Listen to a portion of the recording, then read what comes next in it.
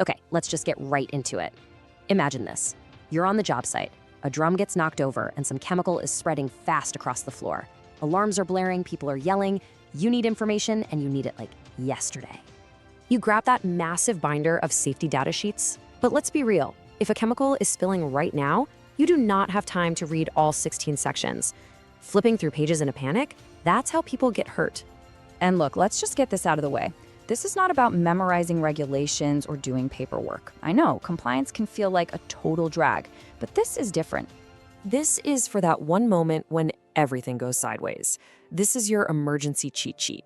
This is the info you need in the first 2 minutes to get a crisis under control, maybe save a life, and make the area safe.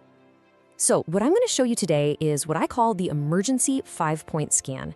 Think of it as your 2-minute cheat sheet to pull the most critical, life-saving information out of any standard SDS. Here's the plan. It's just 5 steps, 5 sections. 1, make sure you've got the right chemical. 2, know what you're dealing with, the hazards. 3, know the first aid. And then 4 and 5, how to handle a fire and control a spill. That's it. Simple. Let's jump in. All right, step 1. Now, this is going to sound super obvious, but you'd be shocked how often this goes wrong in a panic, grabbing the wrong sheet. You absolutely have to confirm you're looking at the right SDS. Section 1 gives you 3 things you need, like right now. The product identifier, or its trade name, the supplier's info, but here's the golden ticket, the emergency phone number. That's your lifeline to an expert, 24/7, who can walk you through this. Here's a simple way to think about it. The name on the SDS has to shake hands with the name on the container. If they don't match, it's a huge red flag. You're holding the wrong playbook for this game. Okay, so you've got the right sheet. Where do you go next? You jump straight to section 2. Honestly, this might be the most important section of all because what you read here is going to dictate every single move you make next. The first thing you want to look for is the signal word. It's like a quick temperature check for how bad this situation is. Danger. That means you're dealing with a severe hazard. This is the bad stuff. Warning means it's less severe, but you still need to be careful. That one word tells you how much respect you need to give this chemical. Next, your eyes should scan for the pictograms. These little pictures are basically a universal language for, uh-oh. You see a flame? It's flammable.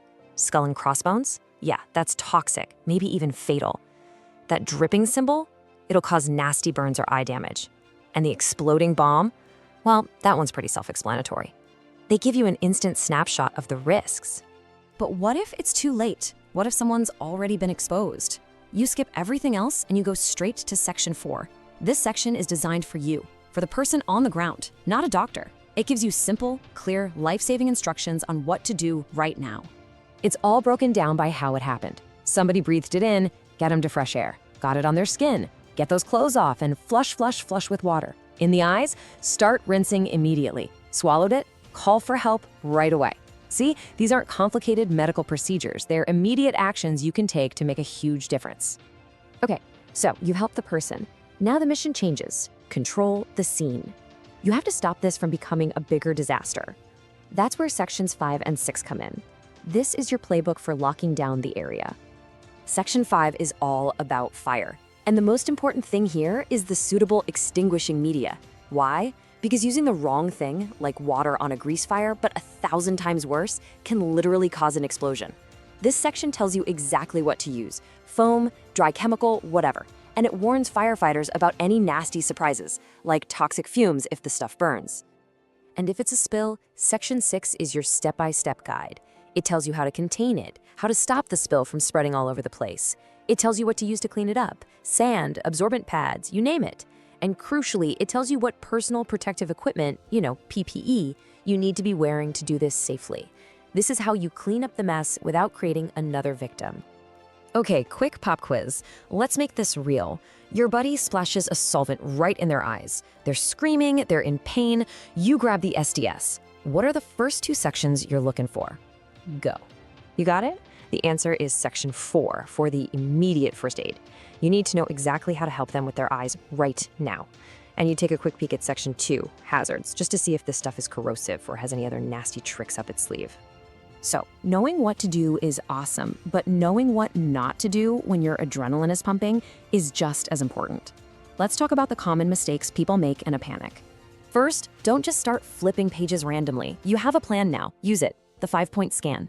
Second, pay attention to that signal word. Danger and warning are not the same thing. Third, please, please, please double check the name in section 1 to make sure you have the right sheet. And last, your memory is not reliable under stress. Don't guess. Check the SDS. So, I want you to leave with this one thought. An SDS is not just some piece of paperwork you have to keep in a binder for an inspector. It is an emergency manual. It's a tool. And this 5-point scan is how you use that tool effectively when seconds matter.